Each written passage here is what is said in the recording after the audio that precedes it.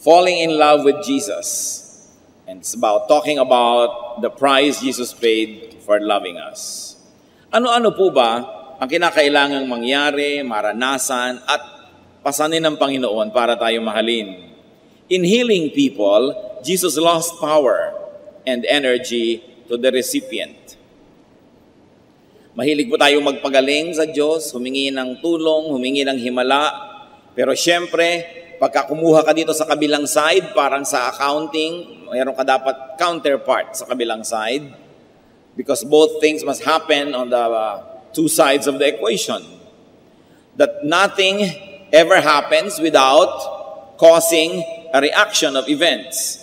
And when Jesus gives power and energy and ministration, He actually pays. Sa Mark 5:24-30, makikita po natin dito ang isang himala na mayroong isang babaeng gumaling. Nakakagulo ang mga tao, maraming nakapaligid sa Panginoon at may nagyayaya pa sa kanyang bahay para sa kanyang anak na may sakit. So Jesus went with him. A large crowd followed and pressed around him. And a woman was there who had been subject to bleeding for 12 years. She had suffered a great deal under the care of many doctors and had spent all she had. Yet instead of getting better, she grew worse. When she heard about Jesus, she came up behind him in the crowd and touched his cloak because she thought, if I touch his clothes, I will be healed. Immediately, the bleeding stopped, and she felt in her body that she was freed from her suffering. At once, Jesus realized that power had gone out from him. He turned around in the crowd and asked, "Who touched my clothes?" So meron po isang babaeng 12 taon nang dinudugo, hindi mapagaling ng sino mamanggagamot, naubos na ang pera, kapupunta rito at kapupunta sa ganung doktor. At sabi niya, mahipo ko lang ang laylayan ng kanyang damit, gagaling ako. Meron siyang ganung mananalig. At sa dinami-rami ng di magkamayaw na tao sa paligid ng Panginoon, obviously touching him, napapadikit sa kanya at nagsisiksikan, ang babaeng ito'y humipo sa kanyang damit. At agad-agad, dahil sa kanyang pananalig, naramdaman niyang siya'y gumaling. Kung meron po kayong napakasakit na karamdaman o napakahirap na kalagayan, kayo ang unang-unang makakaalam kung ito ay nawala. Parang meron kayong tinik na biglang nabunot, meron kang pasan na biglang nawala, alam mo agad, sabi niya, gumaling ako, I know it. At ang Panginoon, may naramdaman din. Naramdaman niya ang kapangyarihan na lumabas mula sa kanya. At sabi niya, sino ang humipo ng damit ko? Sabi ng mga walang kamalay-malay, mga clueless na mga disciples, ang dami-dami po tao na nagkakagulo dito, tinatanong nyo kung sino humipo sa inyo. Because obviously, there were so many people who were able to touch him, but this one particular touch had the touch of faith. Kaya siya lang ang gumaling sa dinami ng nakahipo sa Panginoon, siya lang may pananalig. Kaya sino man ang umaattend ng church, maraming nakikinig pero napagpapala ba? Gumagaling ba? Yung may pananalig lamang, hindi lang lahat ng nakakahipo ang gagaling. Pero ang mahalagang tingnan dito, that Jesus lost energy to the recipient. At naramdaman niya yon. Hindi basta libre-libre lang ipinapamigay niya na baliwala, iniinda at nararamdaman ng Panginoon. Kung minsan naman kasi iba, medyo may trabaho ka lang, may konti kang pera, bigyan mo naman kami, hindi mo naman iinda, ang dami mo naman pera. Paano ko pwede magbigay kahit kanino na hindi mo iniinda? At ang Panginoon talagang nararamdaman niya ang kanyang pagbibigay because He pays. What else did Jesus pay to become our Lord and loving Savior? The Lord received the illnesses upon Himself whenever He healed people. In healing people, He received the illnesses. Matthew 8:16-17, when evening came, many who were demon-possessed were brought to Him, and He drove out the spirits with a word and healed all the sick. This was to fulfill what was spoken through the prophet Isaiah. He took up our infirmities and carried our diseases. Nakikita niyo po yung mga nurses, doctors, technicians na nagsisilbi sa mga pasyenteng may sakit, lalo yung nakakahawa, bihis na bihis, ayos na ayos, linis na linis dahil baka makuha nila yung sakit. Pero kung yan po ay tinatanggal sa atin, lumilipat. Inoperahan ka, tinanggal yung maruming bahagi ng iyong katawan, napalipat yun dun sa kung saang lugar. Kaya iniingatan nila kung saan pumupunta yung mga biological wastes ng ospital. Dahil may paglilipatan yon, kaya kailangang ingatan. Yung basura natin, inalis natin sa ating bahay na wala yung baho pero lumipat sa iba. Kaya yung mga sakit natin na pinapatanggal natin sa Panginoon, sa niya dinadala. Tinatanggap niya sa kanyang sarili. Yun pong He took up our infirmities is from the Greek lambano, which means to accept, to have, to obtain, to receive, to take. In other words, when you say, the Lord healed me, it means the Lord accepted, obtained, received, and took my disease. Gumagaling ka dahil merong kumukuha ng iyong sakit. At yung sinabi sa prophecy, He carried our diseases, is from the Greek bastadzo, which is to endure, to sustain, to receive, to carry. Pareho lang. Pag kinuha niya yung sakit mo, sa kanya napunta.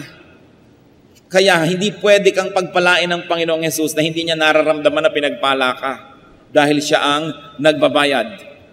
In forgiving sins, Jesus received the punishment due the sinner. Hihingang ng tawad, Lord, patawarin niyo po ako sa kasalanan ko, nagkasala po ako, patawarin niyo po ako. Pag pinapatawad tayo, may nagbabayad. Pag may utang na pinapatawad dahil may nagbayad, hindi pwedeng walang nagbayad. At tuwing humihingi tayo ng tawad para sa ating kasalanan, si Jesus ang ating pinagbabayad.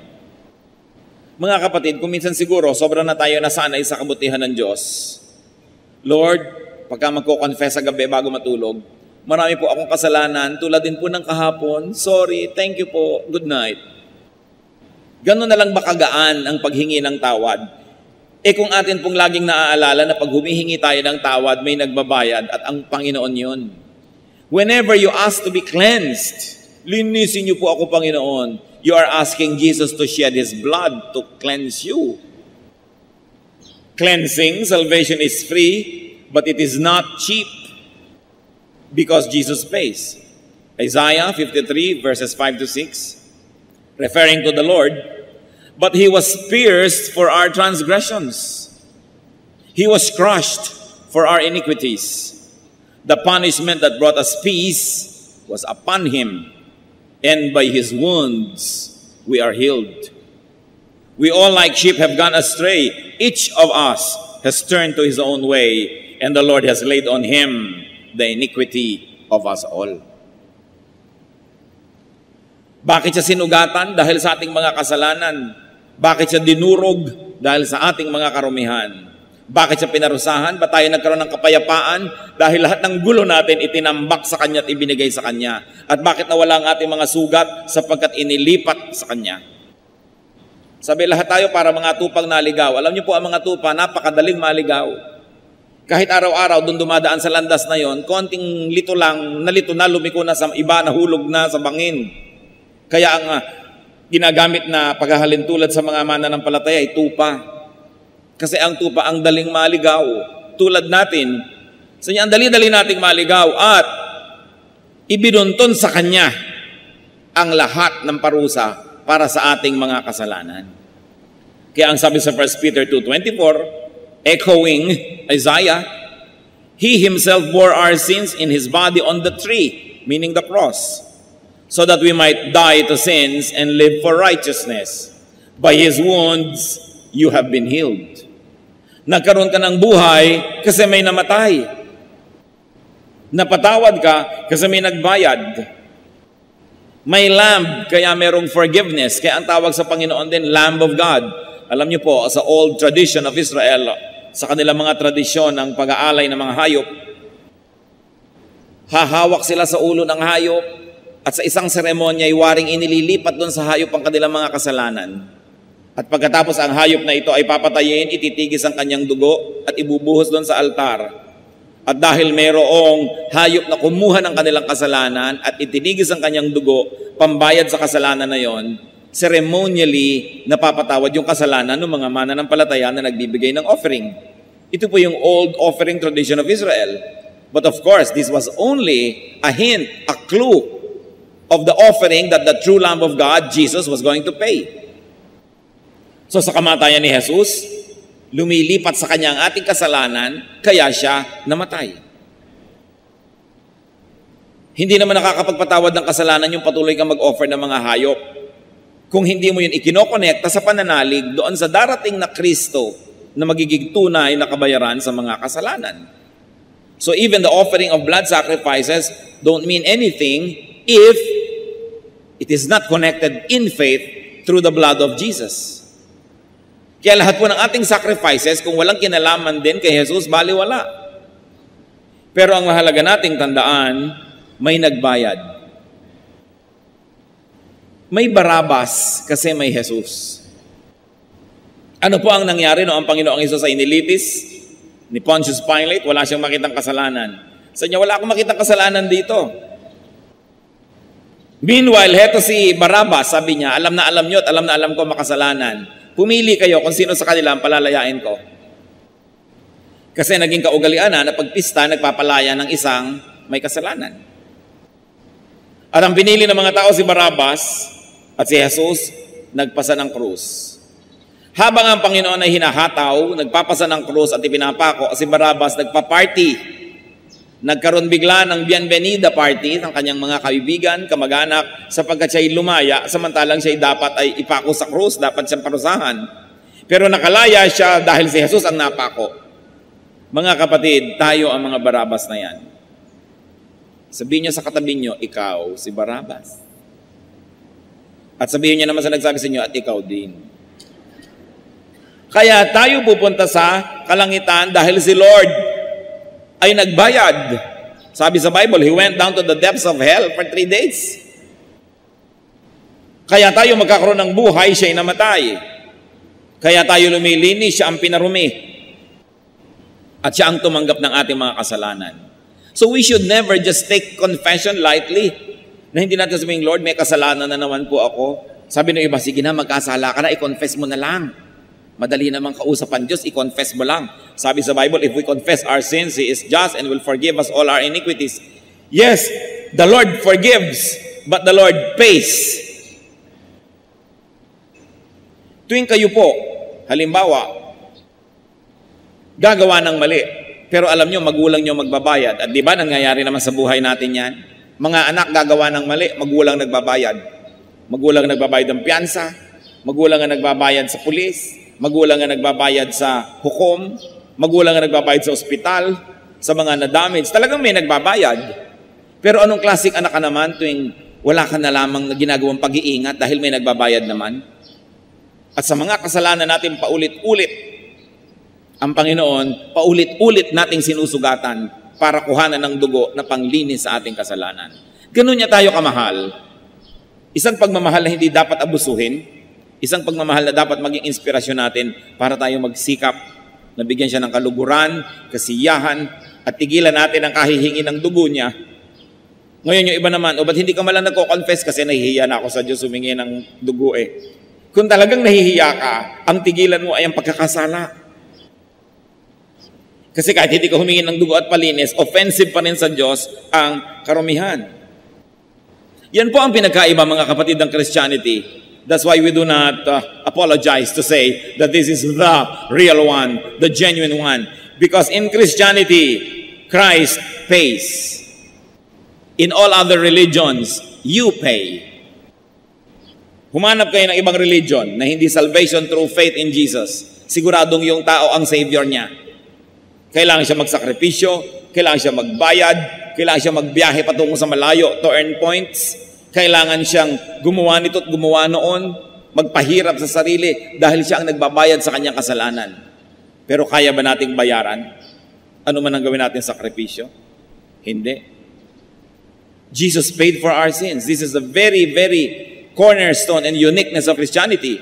That in Christianity, our God pays for our sins. In all other religions, you never stop making sacrifices to try to pay for your sin and to please your God. And if it is God who is your judge, who will pay for your sin, and He is the judge, who can condemn you? Kaya sinasabi sa Bible, there is now no more condemnation for those who are in Jesus. Pag namatay ka, siguradong automatic, you're going to paradise. Wala nang hukuman, wala nang magsasakdal. Paano ka isasakdal? Ang hukom, yung Savior mo. Saan ka nakakita ng hukom na matapos kang i-declare guilty, I find this accused guilty. Pak! Pagkatapos hinubad niya ang kanyang robe bilang judge, at siya ang naupo sa silya elektrika para sa'yo, siya ang tumanggap ng lethal injection para sa'yo, siya ang nag-serve ng 30 years in prison para sa'yo, pero dineclare kanyang guilty dahil siya ay just. Hindi niya pwedeng sabihin yung tama ay mali, yung mali ay mali.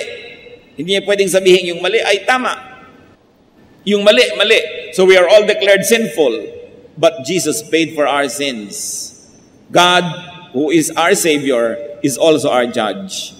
Yun lang mga kapatid, dapat na sapat na para tayo masecure lagi. Hindi bagay sa mga Christian yung insecure.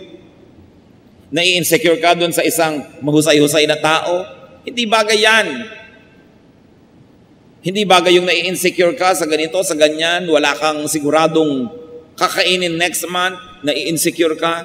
Kung yung eternity, yung kawalang hanggan, yung forever and ever, isinecure ng Panginoon, hindi pa kaya tayo isecure bukas, ngayon, next week, next month?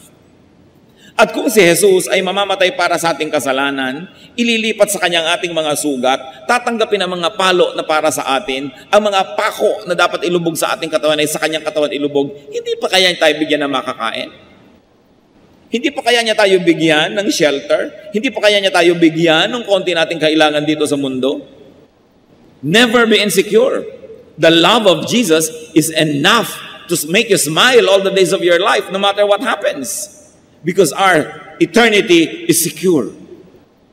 Merong Kristo, kaya tayo ay ligtas. Ano pa po ang mga sacrifices ni Lord sa atin? In giving happiness and joy, Jesus carried our sorrows. Isaiah 53 verse 4. Surely, He took up our infirmities and carried our sorrows. Yet we considered Him stricken by God, smitten by Him, and afflicted. Sa pagpapasaya sa atin ng Panginoon, siya ang nagdala ng lungkot. Ganyan-ganyan po yung mga counselee. Darating sa counselor, lamu-lamukot ang muka. Madilim ang muka. Mabigat ang puso. Matapos magbuhos ng kanyang mga sama ng loob, maipanalangin at mabigyan ng makadiyos na payo, lalabas sa counseling room, nakangiti na, maligaya. Kung hindi man kumpleto, nabawasan na yung dala niyang mabigat. At sa pangatlo, pang-apat na counseling, gumaan na siya. Alam niyo po kung ano nangyari? Pag alis niyo sa counselor, sa pastor na nagbigay sa inyo ng payo, siyang bumigat. Naalaman niya yung mga problema niyo, ininda niya yung mga suliranin ninyo, yung mga gulo niyo sa buhay, tinambak niyo lahat sa kanya. Siya ngayon na may dala-dala. Because the servants of Christ are little Christs. Kaya yung ginagawa ni Kristo, ginagawa din ng mga lingkod niya. Kaya yung mga iba gusto magpa-counsel, pagkatapos ng message, pwede po magpa-counsel. Anak, hindi mo alam ang sinasabi mo? Kaka-message lang natin, dahil ko pang nakipag-boxing sa 5 flash elorde. Pwede ba natin i-schedule yan so I can give you undivided attention? Ngayon ko na po kailangan. Napaka mga unreasonable kumisa ng mga anak ng Diyos. Pero sa doktor, nakikipag-appointment. Sa dentista, nakikipag-appointment. Sa dermatologist, nakikipag-appointment. Kahit 30 days later, nakapila sa kanyang liposuction. Pero pag magpapapayo sa mga lingkod ng Diyos, gusto ngayon na agad, ayaw pumila. At akala mo na gumaan na yung kanyang pakiramdam, hindi mo lang iniisip at ipanalangin yung counselor niya na gumaan siya dahil yung bigat nalipat doon. Yan po ang ministration ng mga anak ng Diyos. May sumaya dahil may lumungkot. Kaya ang tawag sa Panginoon sa Isaiah 53 verse 3, a man of sorrows. Paano ka naman sasaya kung talagang alam mo at diniinda mo ang suliranin ng mundo? Kaya dapat nating ipinapanalangin po ang ating mga counselors. Para kasi silang basurahan. Yung lahat ng basura mo, itatambak mo sa kanila, luminis ka't gumaan pero naiwan sa kanila. Anong gagawin nila? They have to be helped spiritually because that is difficult. What else did Jesus pay? In serving people, Jesus got tired. Ang Panginoon nga napagod. Tao pa. Mark 6:31, then because so many people were coming and going that they did not even have a chance to eat, He said to them, come with me by yourselves to a quiet place and get some rest. Hindi na matapos-tapos ang miniministera ng mga tao. Sabi ng Panginoon sa kanyang disciples, magsara muna tayo. The doctor is out. Magpahinga muna tayong lahat sa isang tahimik na lugar. At alam ni Lord John. And people are comforted because someone takes their burdens. Kaya kita nyo, nakakita ng kapahingahan yung mga lumalapit sa kanila at ang napagod yung mga disciples. But we must here appreciate the ministry of Christians. That the disciples help the Lord serve the people. That the disciples help the Lord carry His cross. Sa Matthew 27:32, an interesting episode happened on the way to Golgotha. No ang Panginoon po ay nagpapasa ng krus, merong biglang nakatulong sa kanya ng pagpapasan. As they were going out, they met a man from Cyrene named Simon, and they forced him to carry the cross. Wala naman tao magbo-volunteer na buhatin yung krus ni Kristo eh. Wala naman taong talagang willing na tulungan si Kristo magbuhat. Kaya this man was forced. We should know that many servants, many helpers, and disciples of Christ were actually forced to help the Lord. Bihirang-bihira, and I'll be suspicious of people who really would like to become pastors. Yung talagang gustong-gusto maging pastor na gustong-gusto. Bakit? Siguro ang nakikita lang niya, yung lagi kang nakakaupo sa presidential table, lagi ka kumisang nare-regaluhan ng pinya, naaalala ka ng mga tao, iniimbita ka sa kanilang mga debut, sa birthdays, so gusto-gusto mo ngayon maging pastor kasi walang taong matino na iibigin niyang gusto niya magpasa ng krus. Kaya yung nagpapasa ng krus, yan ay mga pinilit pa ng Diyos. Mga kuminsan, pinagsara na ng ibang pinto para mag-serve na talaga dahil ayaw pa eh. O kaya takas ng takas katulad ni Jonah na nagbabagyo pa at kung ano-anong dilubyo ang nangyari para lang sumunod siya sa kagustuhan ng Diyos. Pero ang maganda nito, sa napilitan kayo't hindi, kung tayo ay kapwa lingkod ni Jesus, tayo'y tumutulong na gawin ang kanyang gawain, ito'y malaking bagay. Kahit si Jesus na nga siya, kinailangan pa na magkaroon ng isang taong katuwang, katulong sa kanyang gawain. Hindi dahil kailangan niya ang tao, because God wants to dignify us and He likes us to become His workmates, His partners, His supporters. Kaya tayo kahit nag-aagam-agam, may konting duda, and your love for yourself, for your comfort, for your freedom, discourages you from helping Christ carry His cross, follow the voice of God and help the Lord carry His cross. Kaya ang kasabi-sabi niya, carry your cross and follow me. Gusto mo palang sumunod kay Kristo? Hindi ba nakakahiya na si Kristong Diyos ay may pasang krus tapos sumusunod ka, wala kang dala? Kaya ang susunod kay Kristo, papasan din ang kanyang munting krus. Salamat na lang, hindi sa kanya ipinapapasan yung krus, yung cross of salvation. Kundi yung cross na lang niya na, halimbawa, mahiyain siya, dapat niya yung talunin. Halimbawa, tamad siya, dapat niya sipagan. Halimbawa, proud siya, dapat siya maging humble. Yun ang mga cross na dinadala natin. Na marami na siyang trabaho sa buhay, mapapagod pa siya. It's still a cross that we have to carry. But it is a ministry. In identifying with people, Jesus lost His favored status. He lost His fellowship with the Father. Naranasan nyo na ba na kayo nasa isang marangal na kalagayan, pagkatapos may mga tao nasa isang abang kalagayan, pero in identifying with them, bumaba tuloy yung ranking nyo? Ganyan ang ginawa ni Jesus. Kung minsan ikaw ay napaka-respectable person, very accomplished, pagkatapos ang mga kapatid mo, ang mga pinsan mo, ang lahat ng kamag-anak mo, basagulero, mga hampas lupa, pero in identifying with them, nababawasan ang iyong ningning, but you identify with them nevertheless, kasi kamag-anak mo. Isa kang kagalang-galang na teacher na babae, ginagalang ng lahat, tapos yung asawa mo, pasuray-suray at laseng. Dahil sa iyong association, nadadala ka niya pababa. Ano kaya ang pagbaba na dinadala natin sa Panginoon? Na siya'y nasa langit, literally ibinaba sa lupa. Napakataas ang kalagayan, siya'y naging hamak, siya'y naging kawawa, inapi-api, sinaktan. Biruin mo, anak ng Diyos, sasampalin ng tao lamang. Papahirapan. Sasaksakin, hahampasin. At hindi lang yon. Naputol pa ang kanyang favored fellowship with the Father.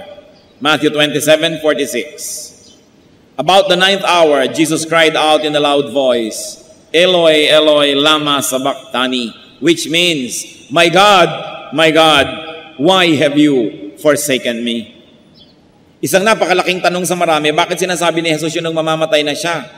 Because when Jesus was about to die, all your sins, my sins, the sins of all people of the world, then, now, and in the future, were placed upon Him. Ang lahat ng ating kasalanan, itinambak kay Jesus. Pati yung gagawin pa lang natin, itinambak na para pag nangyari at ginawa natin at inihingi natin ng tawad, nabayaran na rin sa krus.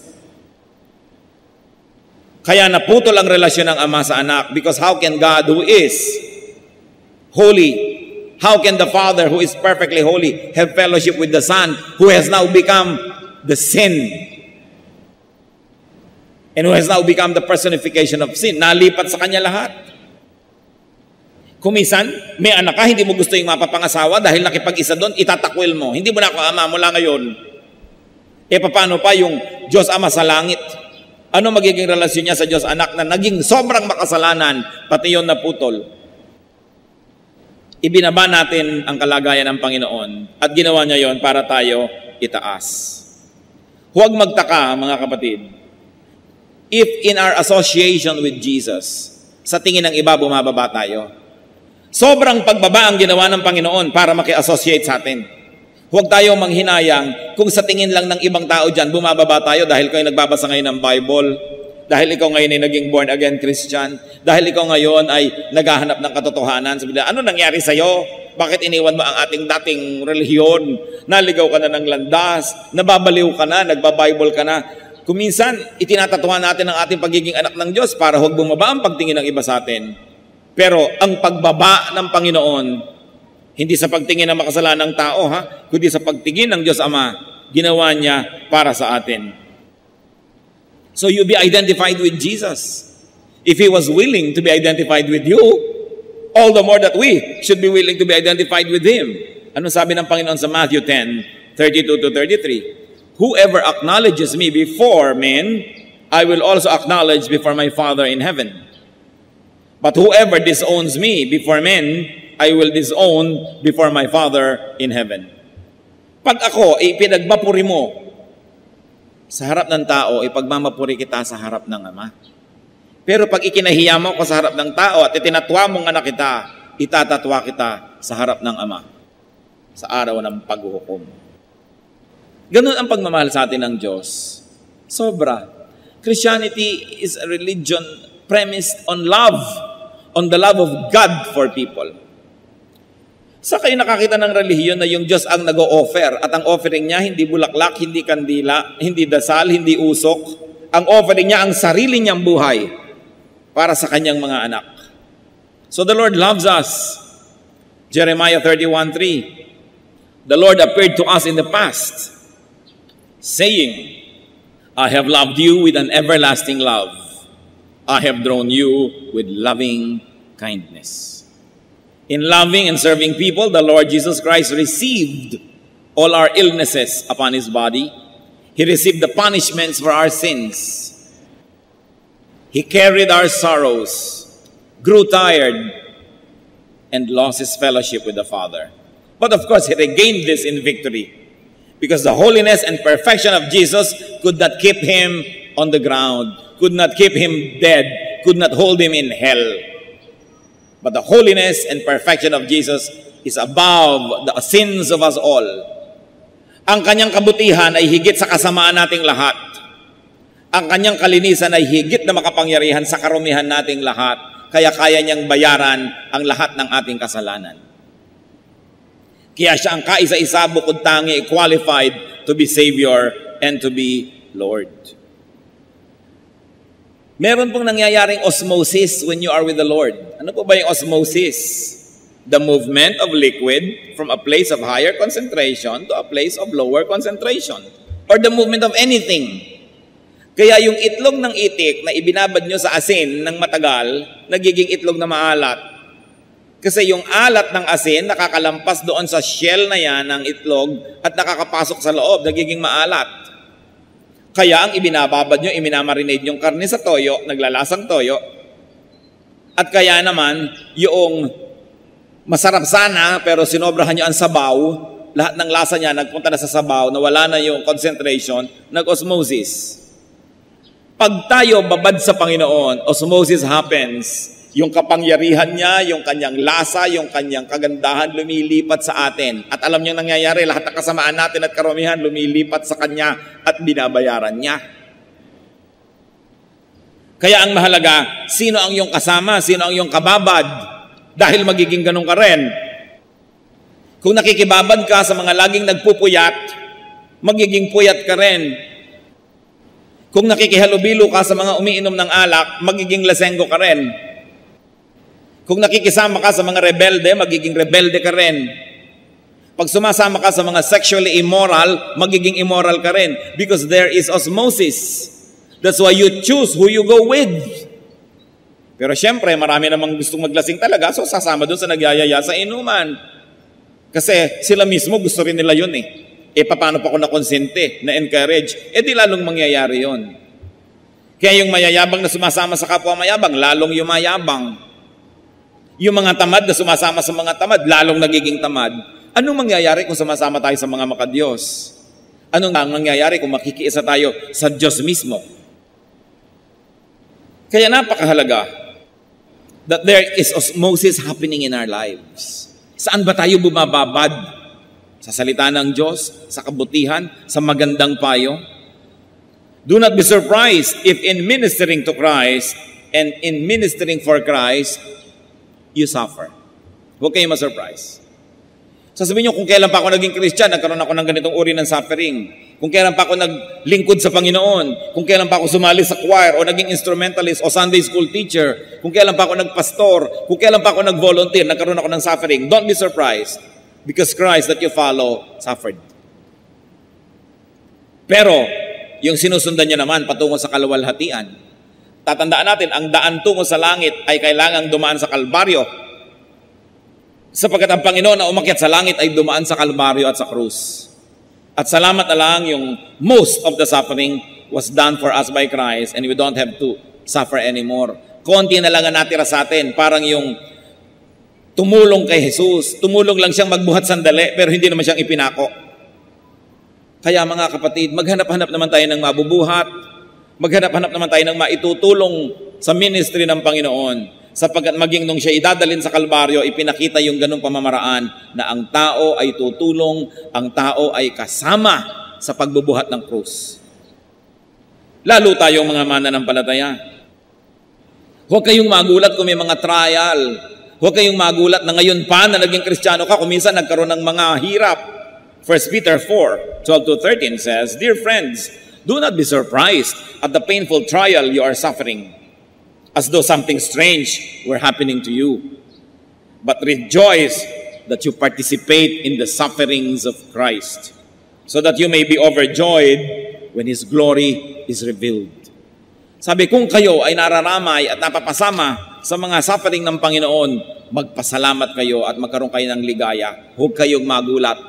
Sapagkat si Jesus mismo ay nahirapan, ang mga disciples ay nahirapan. Ang nakakagulat kung hindi man lang kayo mahirapan, baka hindi kayo kasali.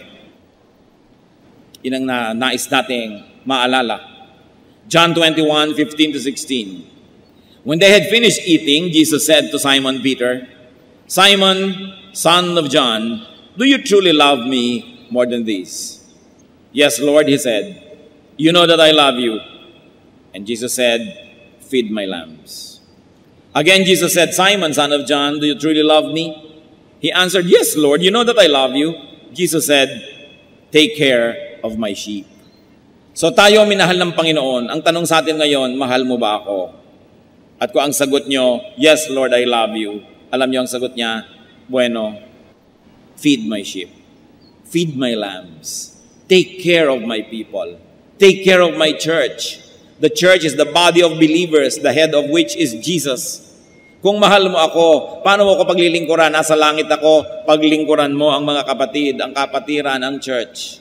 Paano mo ako bibigyan? Ang yaman-yaman ko, wala akong kailangan, Diyos ako. Buwes, bigyan mo ang mga kapatid, bigyan mo ang gawain, bigyan mo ang misyon, bigyan mo ang church.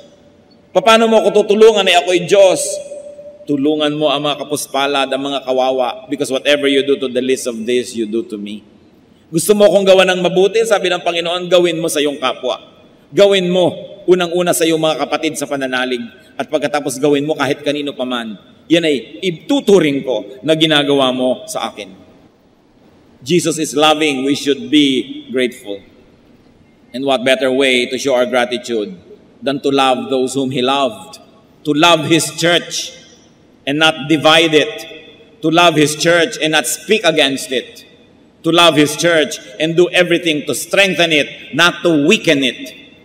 Dapat lahat po ng ginagawa natin ay para tumulong na palakasin ng iglesia. Hindi ito para pahinain, hatiin at siraan. Dapat lahat ng ginagawa natin ay para lingapin pagmalasakitan ng iglesia ng Panginoon sapagkat siya ang ulo ng iglesia.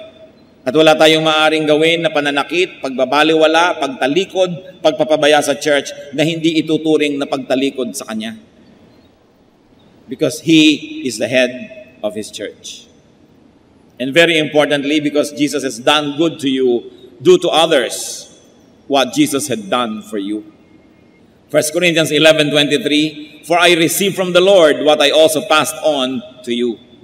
Tinanggap mo pala sa Panginoon, ipamigay mo rin sa iba. Katuruan, kaligtasan, mabubuting bagay.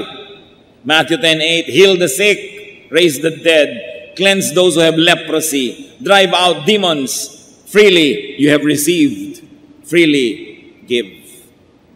At ito'y pwedeng physical, pwede lalo naman na spiritual. Because many people are spiritually dead. They have to be spiritually alive. Turuan ng salvation. Many people have spiritual leprosy.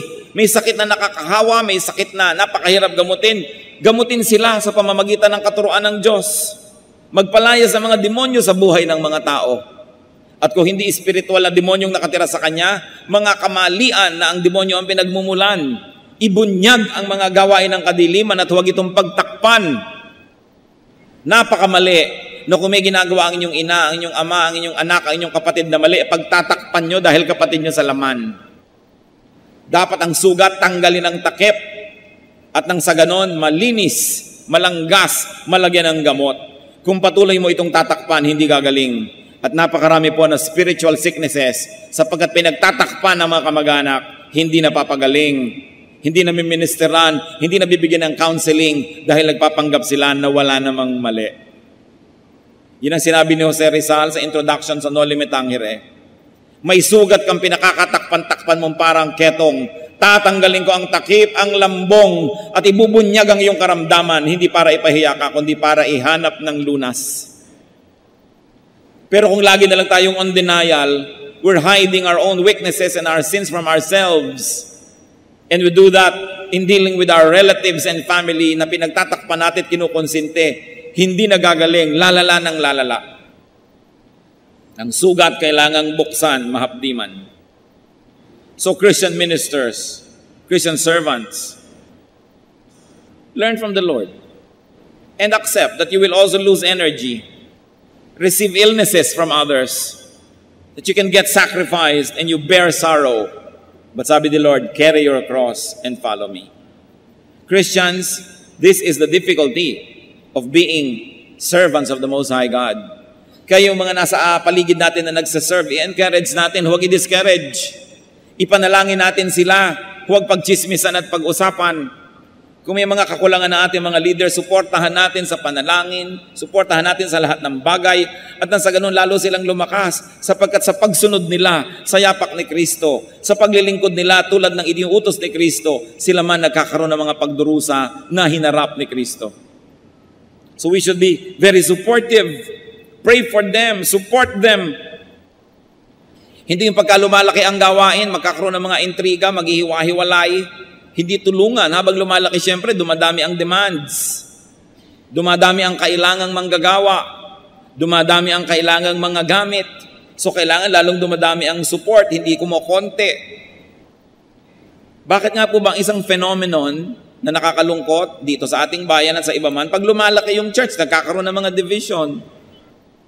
Paano? Hindi na siyempre mababantayan lagi ng top leader ng every little corner. Ngayon may mga ambisyosong nasa mga little corner, magkuku, tatayo ng manghimagsikan, Meron naman siyempre maniniwala sa kanila dahil yun ang kasama nila araw-araw, hindi naman nakakasama yung top leader dahil imposible ka nang sumama sa lahat. Pagkatapos, gagawa ng mga aliwaswas, bulong-bulungan, aalis ako dito, sumama ka sa akin, magre-recruit ng mga tao. Kaya ang mga churches sa Pilipinas, pag lumalaki, marami nagkaka-divide-divide. Sa halip kasing tulungan ng mga lieutenants at mga generals, yung kanilang commander-in-chief, nagkuku.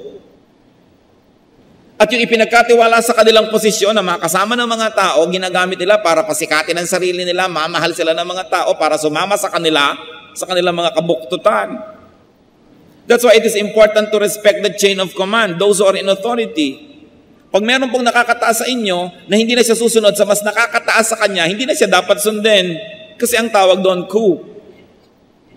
Ang sabi ni Lord, respect those who are in authority.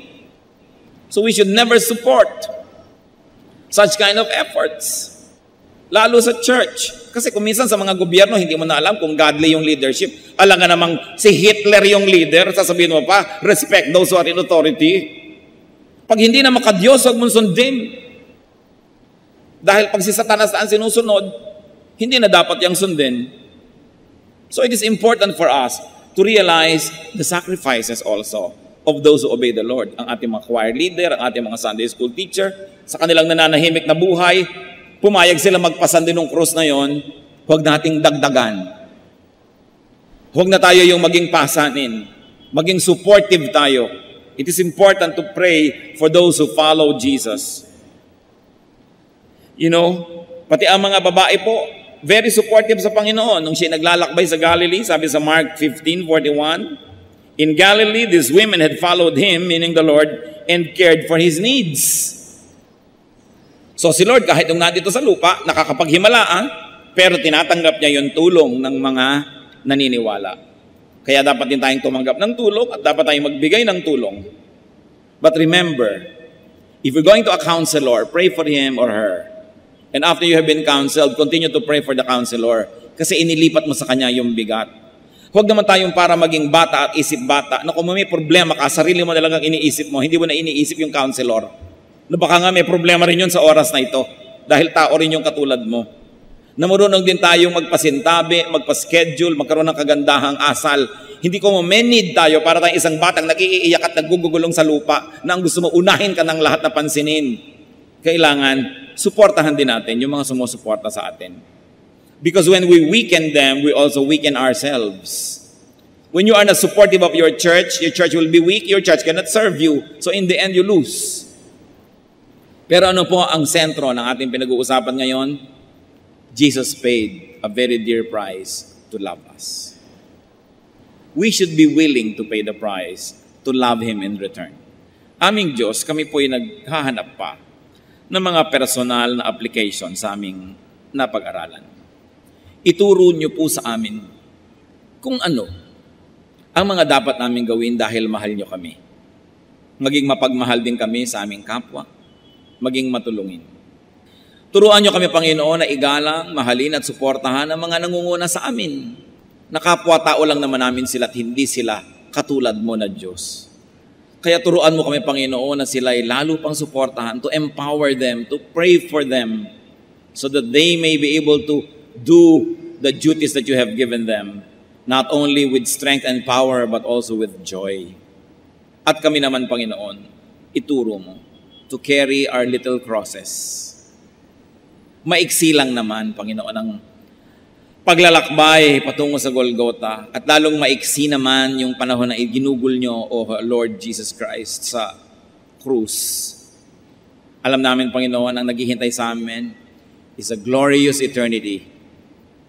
Teach us to go through the momentary troubles and difficulties and not dishonor your name in the process. Teach us, O God. Mga kapatid, magbulay-bulay tayo at hingin natin sa Panginoon ang iba pa mga personal na application ng mga pinag-aralan natin ngayon.